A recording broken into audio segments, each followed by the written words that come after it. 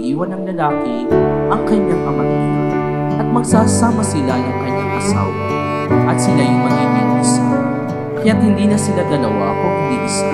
Ang pinagsama ng Diyos ay huwag paghiwalayin.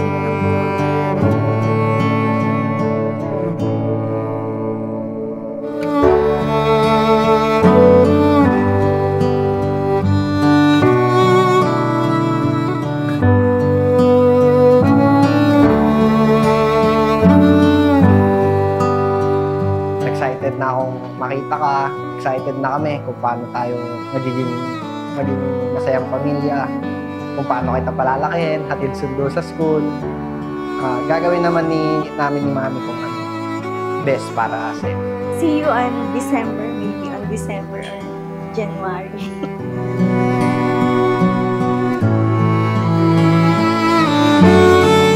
Finally, we are here.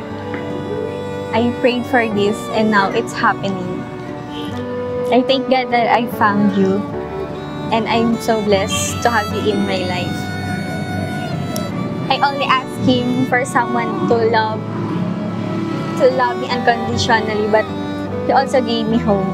Huwag kakalimutang pasalamatan yung mga taong hindi naman ganyan perfecto, pero sila ang unang mga taong nagturo sa inyo ng kahulugan at kahalagahan ng salitang pagmamahal.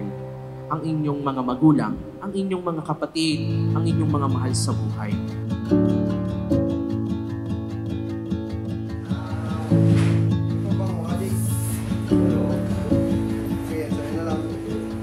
Saan nagkakilala?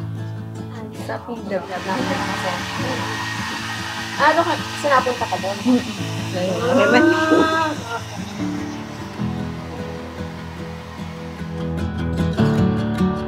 Mabait siya, tapos sobrang responsible.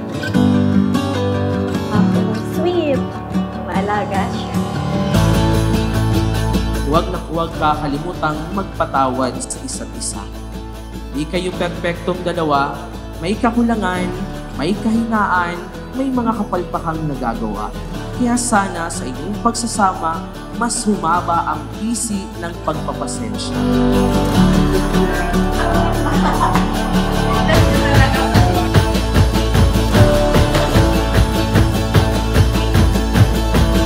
Hindi yung may explain kasi wala, gusto lang talaga namin mag-work. Wala namang explanation pagdating sa ganyan. See you later.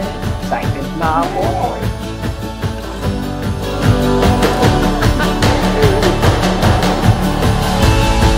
I promise to be honest, faithful, and loving wife to you, and to be the best mother of our children.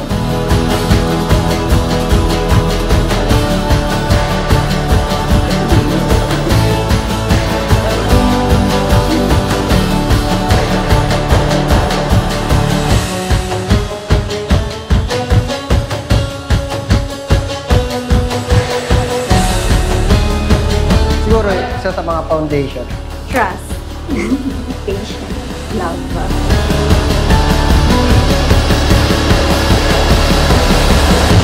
I'm gonna love you forever, forever young together.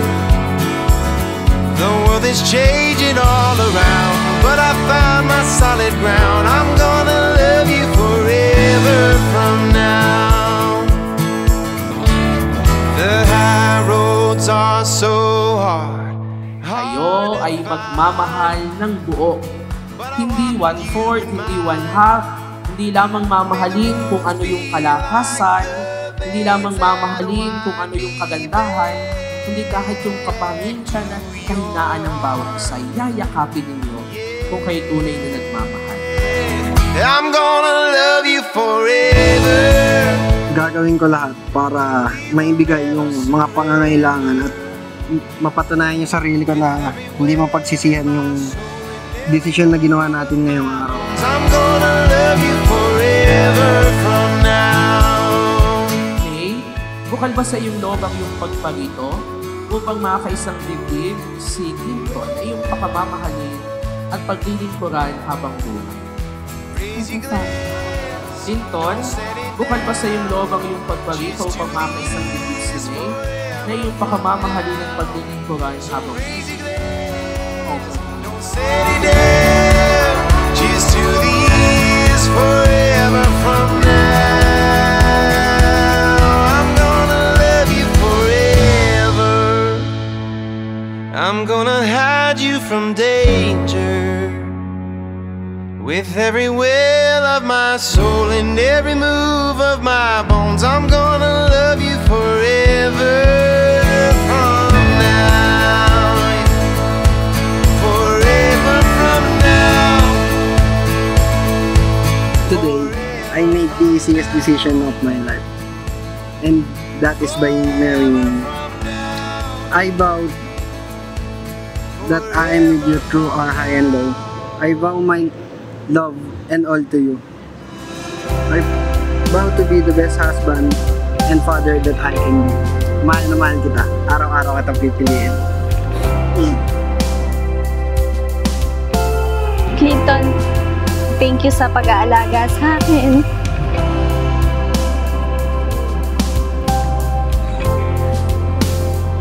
I promise na mamahalin kita habang buhay at pagsisilbihan bilang asawa mo at sa magiging anak na.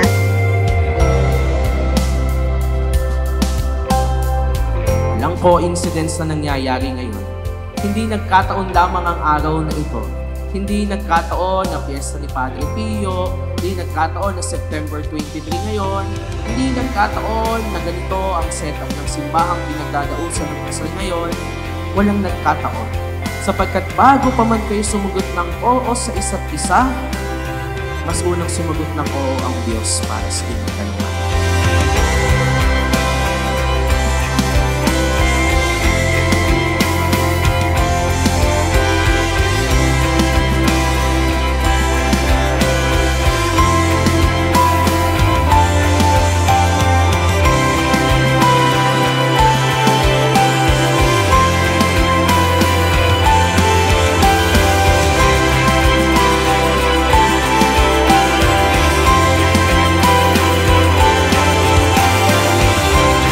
Lagi ninyong tatandaan ang mga napakagandang habilin sa ating pagninilay na isinagawa kanina. Magpatawad at humingi ng tawad, magpasalamat, sapagkat ito'y tanda palagi ng pananatili sa pagmamahal.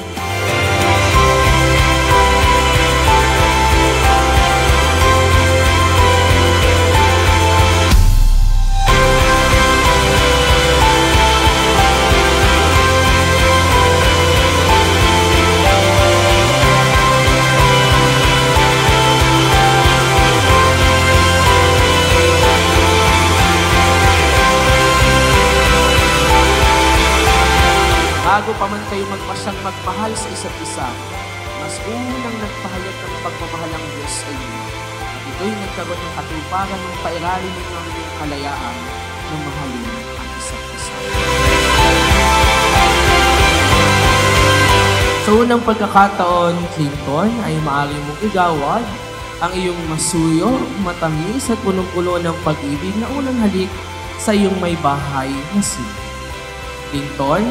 You may now kiss the bride.